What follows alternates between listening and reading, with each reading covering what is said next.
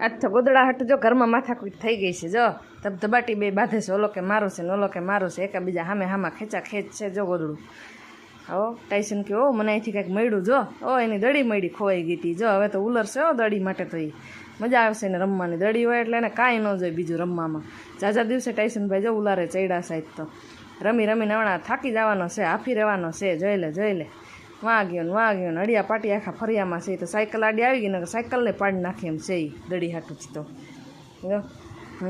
દડી રમતો વરી ગંજાણે હું ઘૂરી ચડીને તો આ બાજુ આવ્યો પાછો. દડી મૂકીને કે આ તો પકડશે. હાલે એ તો ન ઉપડે આપણાથી કે જો ઓ હોય કે રમી રમીને મારા પગ દુખે. જો હાચીને મારા પગ કસરો નહીં કે એ આમ હું તો નીંદર નથી આવતી ને હમણાં જો આમથી આમ ફરશે ને આમ ફરવું ને એમ ફરે છે. જો હવે આમ ફેરો જો એને હાથે ને પગ કસરે. જો એ મારા પગ કસરો ને કોઈક બહુ દુખે છે. મારા પગ કસરો નહીં કે હવે તો જો એ કે થાકી ગયો માય. હવે જો પંખા નીચે હોઈ જાય આપણે ટેસ્ટથી. હાફી રહ્યા થાકી ગયા જ તો રમીને એટલા રહીમાં જ તો. અને આમ જો હાફી રહ્યા હાવ એવો થઈ. ઓલો તો હોઈ ગયો જો નીચે ના ભાઈ